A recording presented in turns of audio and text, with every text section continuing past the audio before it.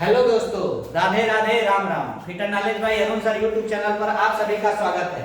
चलिए तो आज हम शुरू करते हैं। आज हम देखेंगे कि हाई स्कूल के लिए जो गणित होता है, गणित सब्जेक्ट का आज हम चर्चा करेंगे कि जो आपके बोर्ड के एग्जाम के लिए बहुत ही महत्वपूर्ण होने वाला है। आज हम इसकी शुरुआत करने जा रहे हैं। आज हम आपको पूरा सिलेबस का चर्चा करेंगे और इसी के तहत आपको इसी चैनल पे पूरा वीडियो मिलता रहेगा। हम इस बार हमने सोचा है कि हम आपको चैप्टर वाइज पूरे क्वेश्चन करा देंगे, जिससे आपकी बोर्ड की तैयारी बहुत ही महत्वपूर्ण हो जाएगी। मतलब आपके बोर्ड के एग्जाम के लिए ये बहुत ही महत्वपूर्ण होने वाला है। जो बच्चे हाई स्कूल में हैं या जो बच्चे कक्षा अभी 9 में पढ़ रहे हैं, उनके लिए ये वीडियो बहुत ही महत्वपूर्ण है। आप जानते हैं कि जब तक आपका हाई स्कूल में परसेंटेज बढ़िया नहीं आएगा, तब तक आप किसी भी क्षेत्र में जाने के लिए थोड़ा सा सोचेंगे। जब आपका परसेंटेज बहुत अच्छा होता है और परसेंटेज के लिए आपको 2 सब्जेक्ट में नंबर बहुत अच्छा गेन कर सकते हैं। हम आपको फिजिक्स, हम आपको विज्ञान और हम आपको मैथ सब्जेक्ट पढ़ाएंगे। अगर आप अभी तक हमारे चैनल को सब्सक्राइब नहीं किए हैं, चैनल को सब्सक्राइब कर दीजिए। अगर आपको कोई भी डाउट होता है तो आप कमेंट में उसको लिख सकते हैं। अगर किसी भी आपकी बात को कोई क्वेश्चन आपको पूछना होता है तो आप उसको कमेंट में लिख सकते हैं। चलिए तो हम शुरू करते हैं। देखिए, आपका जो मैथ का पेपर है, इसमें 2 पार्ट होता है। इसका पूर्णांक टोटल जो रहेगा, इसमें पूर्णांक टोटल 100 नंबर का होता है। टोटल 100 नंबर का पूर्णांक होता है, जिसमें से 70 नंबर का थ्योरी वाला पेपर होता है। 70 में आपको मैं 65 नंबर गारंटी देता हूं कि जो हमारा पूरा वीडियो देखेगा उसको 65 नंबर जरूर आ जाएगा। अभी से अगर वो हमारा वीडियो पूरा देख लेता है तो उसको 65 नंबर की मैं गारंटी देता हूं। और जो बच्चा बहुत अच्छे से थोड़ा सा मेहनत कर देता है, उसको 70 में 70 नंबर मिल जाएगा। याद रखिएगा, मैथ में आपका नंबर नहीं कटता है। अगर आपने सवाल सही लगाया है तो आपको पूरे में पूरे नंबर मिलते हैं। तो आज हम इसी सिलेबस का चर्चा करेंगे। देखिएगा ध्यान से, आपको 70 नंबर का थ्योरी का पेपर होगा, इसका लिखित परीक्षा होगा। दूसरा जो होता है वो प्रोजेक्ट का होता है, जिसका 30 नंबर होता है और ये कॉलेज के तरफ से मिल रहा होता है।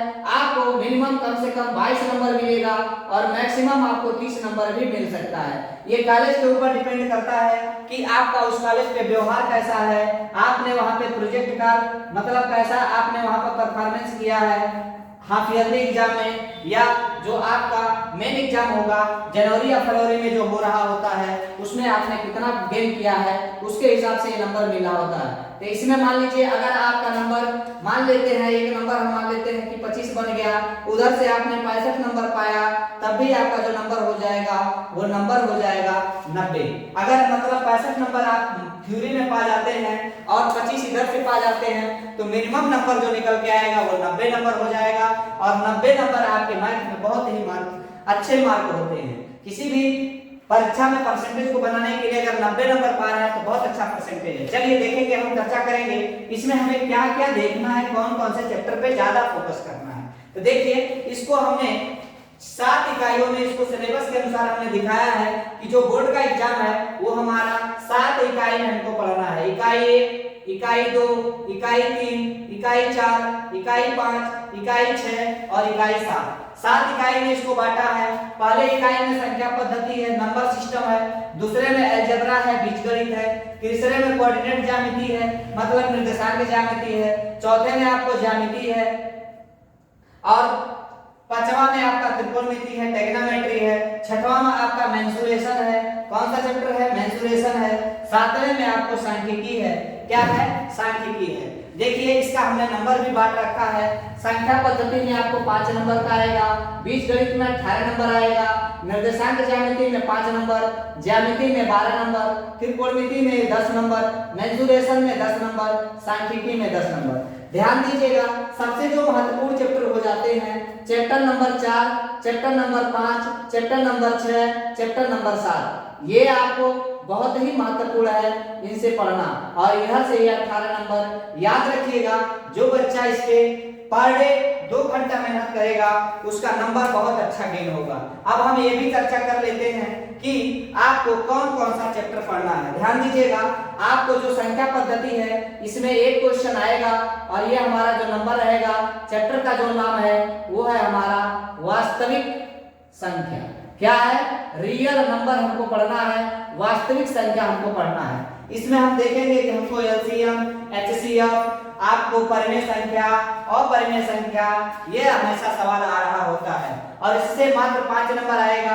हम आपको 2, 4, 5 क्वेश्चन कराएंगे, उसी से ये फिक्स हो जाएगा कि कौन सा क्वेश्चन आपको देखना है। देखेंगे बीजगणित, ये बहुत ही महत्वपूर्ण चैप्टर है आपकी परीक्षा के दृष्टिकोण से। इसमें आपको जो पढ़ने हैं 3 चैप्टर पढ़ने हैं। कितने चैप्टर पढ़ने हैं? इसमें आपको 3 चैप्टर पढ़ने हैं। पहला जो चैप्टर है वो है हमारा बहुपद।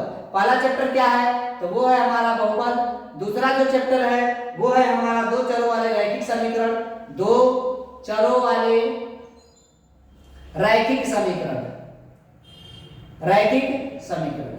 और तीसरा जो चैप्टर है वो है हमारा द्विघात समीकरण। कौन सा समीकरण? तो वो है हमारा द्विघात समीकरण। इसमें मात्र 3 चैप्टर आपको पढ़ना है। पहला पढ़ना है बहुपद, 2 चरों वाले रैखिक समीकरण और तीसरा जो है वो द्विघात समीकरण है। इन्हीं तीनों चैप्टर से आपका टोटल 18 नंबर का क्वेश्चन आएगा। ध्यान दीजिएगा, 2 चरों वाले जो रैखिक समीकरण होते हैं, जब इसको हम पढ़ेंगे तो इसमें 3 विधि होता है, ब्रज गुणनखंड विधि, विलोपन विधि और प्रतिस्थापन विधि। इन तीनों विधि से मान के चलिएगा कम से कम 6-7 नंबर का क्वेश्चन आपकी परीक्षा में आ रहा होता है। निर्देशांक जिसमें हम कोऑर्डिनेट के बारे में पढ़ेंगे, मतलब first coordinate, second coordinate, third coordinate और फोर्थ कोऑर्डिनेट के बारे में पढ़ेंगे। और इसी में आपको त्रिभुज का क्षेत्रफल भी पूछ रहा होता है, इसी में हेरोइन फार्मूला भी पूछ रहा होता है। इससे आपके एग्जाम में मान के चलिएगा 5 नंबर क्वेश्चन आएगा। और इसमें जो आपको चैप्टर पढ़ने हैं वो मात्र एक ही चैप्टर पढ़ना है, उसका नाम है रेखा या द्विविमी। रेखा या द्विविमी, एक चैप्टर मात्र पढ़ना है। और आएंगे ज्यामिति में ध्यान रखेंगे कि क्या क्या पढ़ना है। तो ज्यामिति में आपको पढ़ना है, ज्यामिति में 2 चैप्टर पढ़ना है। कितने चैप्टर पढ़ने हैं? 2 चैप्टर पढ़ना है। पहला पढ़ना है आपको त्रिभुज। क्या पढ़ना है? त्रिभुज के बारे में। समरूप त्रिभुज किसे कहते हैं, समकोण त्रिभुज किसे कहते हैं, समद्विबाहु त्रिभुज किसे कहते हैं, विषमबाहु त्रिभुज कहते हैं किसे कहते हैं, इसका क्षेत्रफल कैसे निकल रहा होता है, इन सारे इसकी चर्चा हम इसमें करेंगे ज्यामिति में। और याद रखेंगे ज्यामिति में त्रिभुज के बारे में बहुत सारी क्वालिटी होती है, हम उसको भी याद रखेंगे और देखेंगे। उसके बाद हमें पढ़ना है रचनाएं। क्या करना है? हमको रचनाएं पढ़ना है। 3-4 रचनाएं हैं जिनको हमें क्या करना है? पढ़ना है। तो याद रखेंगे, इससे आपकी परीक्षा में मात्र 2 चैप्टर हैं और 12 नंबर का सवाल आएगा। अब चलते हैं हम त्रिकोणमिति, जो क्या आपकी परीक्षा के लिए बहुत ही महत्वपूर्ण है। और ये तीनों जो चैप्टर हैं, इन तीनों चैप्टर में आपको फार्मूला याद रखना है। अभी तक जितने भी चैप्टर थे सब कॉन्सेप्ट वाले थे, लेकिन इनमें बिना फार्मूला याद किए आपका काम नहीं चलेगा। त्रिकोणमिति में देखेंगे तो त्रिकोणमिति में आपको 3 चैप्टर पढ़ना है। पहला पढ़ना है त्रिकोणमिति का परिचय। त्रिकोणमिति पहला पढ़ना है त्रिकोणमिति का परिचय। क्या पढ़ना है? त्रिकोणमिति का परिचय पढ़ना है। दूसरा चैप्टर जो है वो है हमारा त्रिकोणमिति सर्वसमीकाएं। त्रिकोणमितीय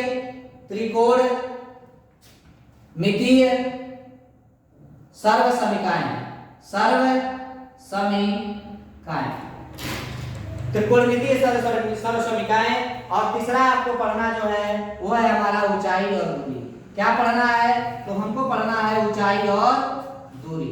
ध्यान रखिएगा, ऊंचाई और दूरी से कम 5 नंबर क्वेश्चन और इन दोनों चैप्टर से आपको 5 नंबर का क्वेश्चन आ रहा होता है। अब हम जरा चर्चा कर लेते हैं कि मेंसुरेशन में हमको क्या क्या पढ़ना है। ध्यान दीजिएगा, मेंसुरेशन में जो हमको पढ़ना है वो है आपका वृत्तों से संबंधित क्षेत्रफल। वृत्तों से संबंधित क्षेत्रफल पहला पढ़ना है। वृत्तों से